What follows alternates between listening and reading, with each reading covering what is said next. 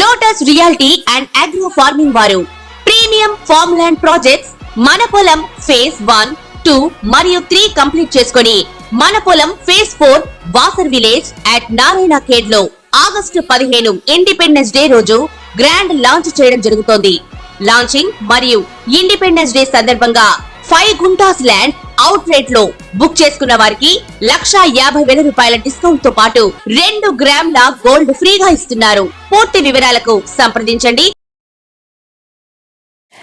మనకి 12 లగ్నాలు ఉంటాయి కదా, 12 రాసులు, 12 లగ్నాలు. ప్రతి ఒక్క లగ్నానికి ఒక బాధక గ్రహం ఉంటుందన్నమాట. సో దీన్ని 3 కేటగిరీస్ కిందికి విభజన చేస్తారు. చరరాశులు, స్థిర రాశులు అండ్ ద్విస్వభావ రాశులు. అంటే movable science, fixed science and dual science. Movable science అంటే మనకి మేషరాశి, కర్కాటక రాశి, తులారాశి, మకర రాశి. ఆర్ మేషలగ్నం, తులాలగ్నం, కర్కాటక లగ్నం ఆర్ మకర లగ్నం. వీళ్ళకి 11th హౌస్ అంటే లాభస్థానంలో ఉండే గ్రహాలు బాధక అవుతారు అనమాట. అంటే ఇప్పుడు మేషరాశికి బాధక ఎవరు లాభస్థానంలో అంటే మనకి శని కుంభరాశిలో ఉంటుంది కాబట్టి న్యాచురల్గా మనకి మేషరాశి వాళ్ళకి శని బాధక లార్డ్ అవుతారనమాట. సో కుంభరాశికి శని ఒక్కర్లే కాదు, కోలార్డ్షిప్ రాహుకి కూడా ఉంటుంది కాబట్టి ఇక్కడ కొద్దిగా Saturn as well as Rahu 2 planets కూడా కొద్దిగా ఇబ్బందులు క్రియేట్ చేస్తూ ఉంటుంది అనమాట. సో ఇప్పుడు అలా చూసుకుంటే అది చరరాశులకై. స్థిర రాశులకు వచ్చేసరికి వృషభ రాశి, సింహరాశి, వృశ్చిక రాశి అండ్ కుంభరాశి. వీళ్ళకి 9th హౌస్ అవుతుంది అనమాట. ఇప్పుడు 9th హౌస్ అంటే మనకి భాగ్యస్థానంని కూడా చూసుకుంటాం కాబట్టి ఇక్కడ భాగ్యాధిపతి బాధకుడు ఎట్లా అవుతున్నారు అని కొంతమందికి డౌట్స్ రావచ్చు. సో మనం అవి డీటెయిల్డ్గా మాట్లాడుకునేటప్పుడు వివరిస్తాను. అండ్ ద్విస్వభావ రాశులు అంటే డ్యూయల్ సైన్స్ అనమాట. అంటే మిథున్ రాశి, కన్యా రాశి, ధనుసు రాశి అండ్ మీనరాశి. వీళ్ళకి 7వ స్థానము బాధక స్థానం అవుతుంది. అంటే ఇక్కడ 7వ స్థానం అంటే మనం దేని గురించి మాట్లాడుకుంటాము? పార్ట్నర్షిప్స్, రిలేషన్షిప్స్లో భార్య కానీ భర్త కానీ ఇలాంటి ప్లేస్మెంట్ కాబట్టి వీళ్ళకి అలాంటి భావానికి సంబంధించి అలాంటి పర్సన్స్తో సంబంధించి వీళ్ళకి కొద్దిగా బాధ ఆర్ ఆబ్స్టికల్స్ వస్తాయి. సో బాధక బేసిక్ నేచర్ ఏంటి అంటే ఒక సాఫీగా సాగే లైఫ్లో ఒక సడన్గా ఒక రోడ్ బ్లాక్ రావడము, లేకపోతే మనము డ్రైవ్ చేసుకుంటూ వెళ్ళిపోయేటప్పుడు ఒక స్పీడ్ బ్రేకర్ వచ్చినప్పుడు మనం కాసేపు ఆగుతాం కదా, ఆ speed breaker type of energy ఉంటుందన్నమాట. సో ఇది మనకి దీని ఎఫెక్ట్స్ ఎప్పుడు కనిపిస్తాయి అంటే దశ అంతర్దశలు వచ్చినప్పుడు, లేదా గోచారంలో కొన్నిసార్లు ఆ పర్టిక్యులర్ గ్రహాలు ఫేవరబుల్గా లేనప్పుడు అప్పుడు మనకి దీని ఎఫెక్ట్స్ కనబడుతూ ఉంటాయి అన్నమాట. సో మనం ఇప్పుడు ఏం చేద్దామంటే ఒక్కొక్క లగ్నానికి ఈ బాధక ఎలాంటి రిజల్ట్ ఇస్తుంది, ఏ హౌస్లో ఉంటే ఎట్లాంటి రిజల్ట్ ఇస్తుందో మనం తెలుసుకుందాం. సో వృశ్చిక రాశి వాళ్ళకి, వృశ్చిక లగ్నం వాళ్ళకి బాధకాధిపతి చంద్రుడు అవుతారు అనమాట.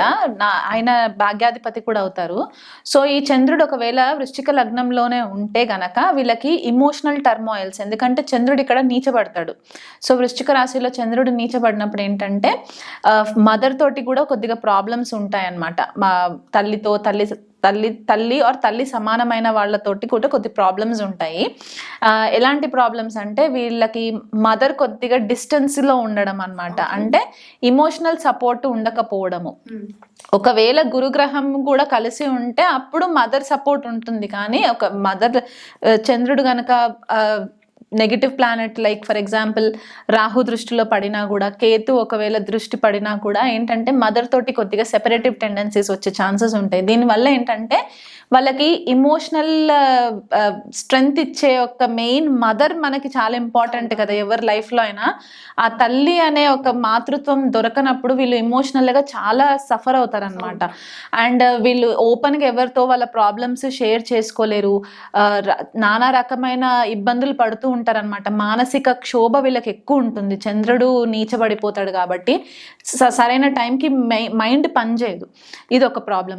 లేదా వీళ్ళ వల్ల మదర్ సఫర్ అవ్వడం, మదర్ వల్లే వీళ్ళు సఫర్ అవ్వడం కాదు, మదర్ వల్ల కూడా వీళ్ళు సఫర్ అవ్వడం.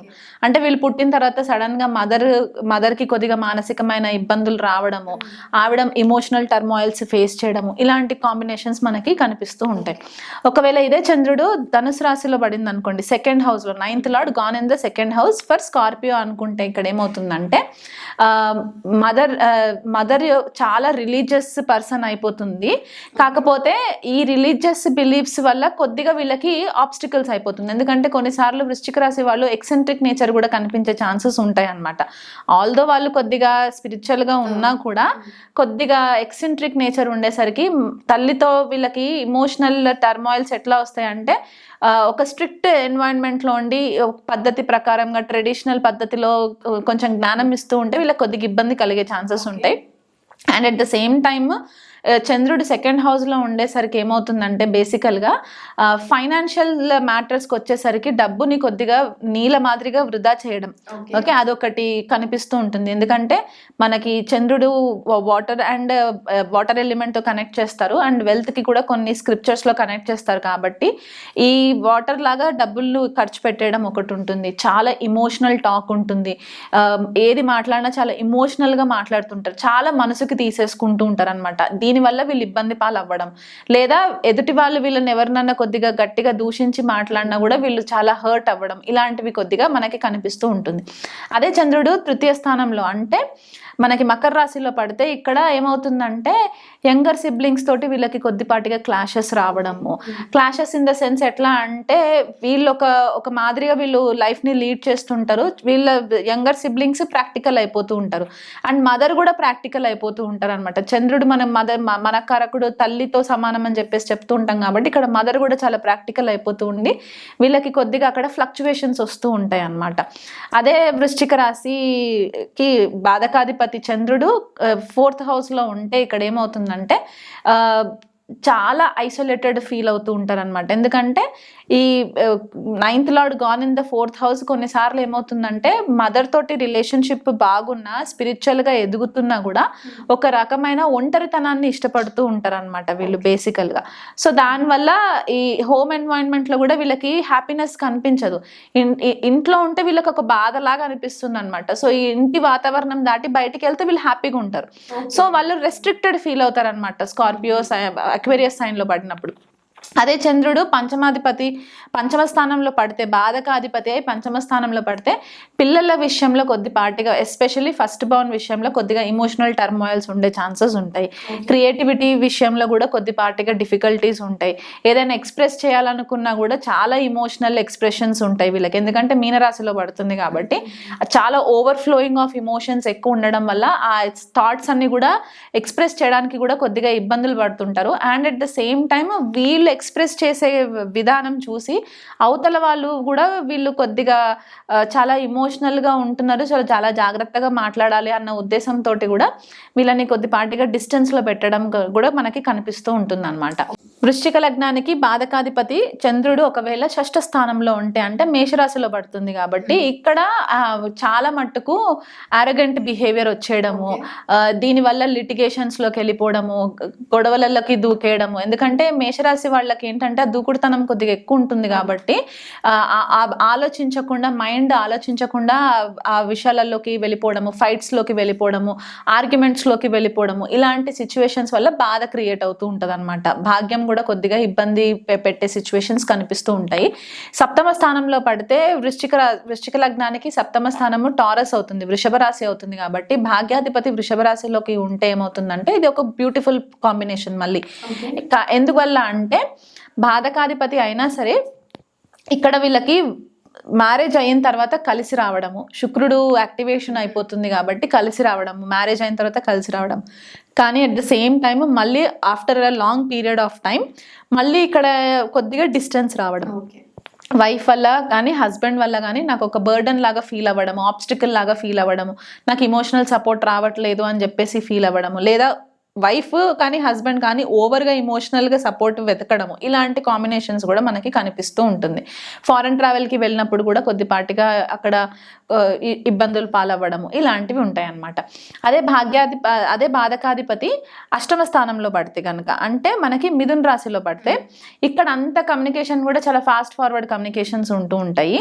And at the same time ఈ డీప్ రీసెర్చ్కి ఏదైతే అవసరం ఉంటుందో దాంట్లో బాధ క్రియేట్ అవ్వడము, లేకపోతే వీళ్ళు నేర్చుకున్న సబ్జెక్ట్ని వేరే వాళ్ళకి చెప్పేటప్పుడు ఆ ఐడియాస్ మ్యాచ్ అవ్వకుండా అక్కడ ఇమోషనల్గా వీళ్ళు బాధ ఫేస్ చేయడము, ఇలాంటి సిచ్యువేషన్స్ జరుగుతూ ఉంటాయి. అంటే కమ్యూనికేషన్లో కొద్దిగా ఇమోషనల్ కమ్యూనికేషన్ వచ్చేసరికి ఇబ్బంది పాలవ్వడము, వీళ్ళు ఒకటి కన్వే చేస్తే ఎదుటి వాళ్ళు ఇంకోటి రిసీవ్ చేసుకోవడము, ఇలాంటివి జరిగే ఛాన్సెస్ ఉంటాయి. చంద్రుడే కర్కాటక రాశిలో ఉండే, అంటే బాధకాధిపతి బాధక స్థానంలో ఉంటే మదర్ తోటి చాలా మట్టుకు డిస్టర్బెన్సెస్ క్రియేట్ అయ్యే ఛాన్సెస్ ఉంటాయి. అండ్ హయ్యర్ ఎడ్యుకేషన్కి సంబంధించి మదర్కి సంబంధితమైన ఇష్యూస్ రావడం వల్ల వీళ్ళు ఏదైతే అనుకుంటారో భాగ్యవృద్ధి జరగడానికి అది అడ్డుపడుతూ ఉంటుంది అనమాట, వీళ్ళని ముందుకు సాగనివ్వదు అనమాట. సో అదొక ప్రాబ్లం క్రియేట్ అవుతుంది. 9th లార్డ్ 10th హౌస్లోకి సింహరాశిలోకి వెళ్తే ఏంటంటే, technically 9th lord 10th house మనం నార్మల్ రూల్ ఏం చెప్పుకుంటామంటే ధర్మ కర్మాధిపతి యోగా అని చెప్పేసి చెప్తుంటారు 9th లార్డ్ 10th హౌస్లో. సో ఇది ఒక బ్యూటిఫుల్ యోగా టెక్నికలీ మాట్లాడుకుంటే. కానీ ఇక్కడ చంద్రుడు సింహరాశిలోకి వెళ్ళేసరికి ఏంటంటే తన యొక్క ఈగో, తన యొక్క సెల్ఫ్ సెంటర్డ్నెస్ వల్ల వీళ్ళు ఇబ్బంది అవ్వడం, అంటే తన ఇమోషన్సే తనకి ఇంపార్టెంట్ అయిపోయి ఎదుటి వాళ్ళ ఎమోషన్స్ని పట్టించుకోకుండా ఇబ్బంది పాలవ్వడము, లేదా హయ్యర్ అథారిటీస్ తోటి ప్రాబ్లమ్స్ ఫేస్ చేయడం. ఎందుకంటే 9th లార్డ్ చంద్రుడు 10th హౌస్లోకి వెళ్తే సింహరాశి యాక్టివేట్ అవుతుంది కాబట్టి అక్కడ అధికారులతోటి కూడా కొద్దిగా ఇబ్బందులు పాలవ్వడము, బాధలు క్రియేట్ అవ్వడం ఇవి జరుగుతుంది. అదే 9th లార్డ్ 11th హౌస్లోకి వెళ్తే ధనయోగ, యాక్చువల్గా ధనయోగ చెప్తూ ఉంటారు, కానీ ఇక్కడ ఏమవుతుందంటే కన్యరాశిలోకి పడుతుంది కాబట్టి వీళ్ళకి మనీ సంపాదించడంలో బాధ క్రియేట్ అవుతుంది. మనీ సంపాదించడంలో బాధ క్రియేట్ అవుతుంది, వాళ్ళకు ఉండే ఒక కోరికల వల్ల కూడా ఒక బ్లాకేజెస్ రావడం వల్ల బాధ క్రియేట్ అవుతుంది, అనుకున్న పనులు టైంకి జరగకపోవడం వల్ల కూడా వీళ్ళకి కొద్దిగా ఇబ్బందులు. అండ్ వీళ్ళకంటే పెద్ద ఏజ్లో అంటే బ్రదర్స్ కానీ సిస్టర్స్ కానీ ఎల్డర్ సిబ్లింగ్స్ తోటి కూడా వీళ్ళకి కొద్దిపాటిగా ప్రారంధ కర్మ కనెక్ట్ అయి ఉంటుంది అనమాట. అంటే వాళ్ళ వల్ల వీళ్ళు డబ్బు ఖర్చు పెట్టడము, వాళ్ళపైన డబ్బు ఖర్చు పెట్టడము, ఇలాంటి సిచ్యువేషన్స్ అనమాట. అండ్ 9th లార్డ్ 12th హౌస్లోకి వెళ్తే వీళ్ళకి ఆ ఫారెన్ స్పిరిచువల్ ఆ కనెక్టివిటీలోకి వెళ్తేనే వీళ్ళు కొద్దిగా హెల్ప్ అవుతుంది. అండ్ 9th లార్డ్ 12th హౌస్లోకి వెళ్ళడం వల్ల కూడా ఏమవుతుందంటే కొద్దిపాటిగా సడన్గా ఏదైనా హెల్త్ ఇష్యూస్ వచ్చినా కూడా లాంగ్ టర్మ్ హాస్పిటలైజేషన్స్ ఫేస్ చేయడము, ఇలాంటివి ఉంటుంది. దాని నెగిటివ్ ఎఫెక్ట్స్ తగ్గించుకోవాలంటే ఇట్ ఈస్ బెస్ట్ టు రెగ్యులర్గా ఏదైనా దూరపు స్థానంలో ఉన్న టెంపుల్స్ విజిట్ చేయడము, లేకపోతే ఆశ్రమాలు విజిట్ చేయడం, దానివల్ల వీళ్ళకి మెంటల్ పీస్ వస్తుంది అనమాట. అక్కడ ఆ బాధ క్రియేట్ చేయకుండా మెంటల్ పీస్ సార్ట్ అవుట్ చేయడానికి హెల్ప్ అవుతుంది బేసికలీ. మరొకసారి పరిహారాలు కూడా వివరించండి. పరిహారాలు చంద్రుడికి ఏం చేసుకోవాలంటే, మనకి ప్రతి అమావాస్య పౌర్ణమికి చంద్రుడు హెచ్చు తెగులు ఉంటూ ఉంటాయి కాబట్టి, అంటే వ్యాక్సింగ్ మూన్ వానింగ్ మూన్ అని చెప్పేసి అంటూ ఉంటాం కాబట్టి మనలో కూడా ఇమోషనల్ ఇది ఉంటుంది, అంటే ఇమోషన్స్ అనేవి అప్సైడ్ డౌన్ అవుతూ ఉంటాయి కాబట్టి ఈ వృశ్చిక లగ్నం వాళ్ళకి ఎస్పెషలీ చంద్రుడు బాధకాధిపతి అయినప్పుడు చెప్పే రెమెడీ ఏంటంటే, వేరే వాళ్ళపైన డిపెండ్ అయ్యే బదులు వాళ్ళని వాళ్ళు ప్రేమించడం మొదలు పెట్టాలి ఫస్ట్ ఆఫ్ ఆల్. ఇది చాలామంది ఏదో టెంపుల్కి వెళ్ళిపోతే రెమెడీస్ సార్ట్ అవుట్ చేసేసుకుంటే వర్కౌట్ అవుతుంది అని అనుకుంటారు. కొన్ని ప్రాక్టికల్గా మనలో మనం కూడా కొన్ని చేంజెస్ తీసుకురావాలి. ఇమోషనల్ ఇంటెలిజెన్స్ అనే కాన్సెప్ట్ని వీళ్ళు డెవలప్ చేసుకోవాలి, సెల్ఫ్ లవ్ అనేది డెవలప్ చేసుకోవాలి. నా ఎమోషన్స్ని నా యొక్క వ్యక్తిత్వాన్ని వేరే వాళ్ళ చేతిలో పెట్టకుండా ఇమోషనల్ ఇంటెలిజెన్స్ పైన ఎక్కువ ఫోకస్ చేసి వాళ్ళ ఎమోషన్స్ని ఎలా హ్యాండిల్ చేసుకోవాలో నేర్చుకుంటే గనక ఇది చాలా ప్లస్ పాయింట్. ఇది ప్రాక్టికల్గా సైకలాజికల్గా ఇచ్చే రెమెడీ. కానీ బెటర్గా చెప్పుకోవాలి అంటే వేదిక్ రెమెడీస్ చేసుకోవాలనుకుంటే నిండు పౌర్ణమి రోజు లలితా సహస్రనామాలు చదువుకోవడము, పున్నమి వెన్నెల్లో కూర్చొని చేసుకోవడము, లేకపోతే శివుడికి సోమవారం రోజు అభిషేకాలు చేయించడము, పాలాభిషేకాలు చేయించడము, ఇలాంటివి చేయించుకుంటే కూడా చాలా మంచిది.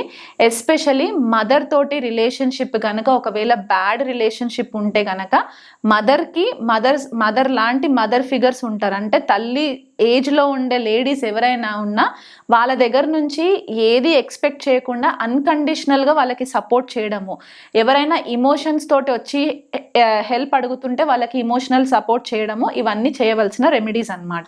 ఇలా చేస్తే వాళ్ళ యొక్క ఎమోషన్స్ని ఎలా హ్యాండిల్ చేసుకోవాలో, ఆ చంద్రుడి యొక్క ఎనర్జీస్ని ఎలా హ్యాండిల్ చేసుకోవాలో, డీల్ చేసుకోవాలో వాళ్ళకి ఐడియా వస్తుంది బేసికలీ. ఓకే.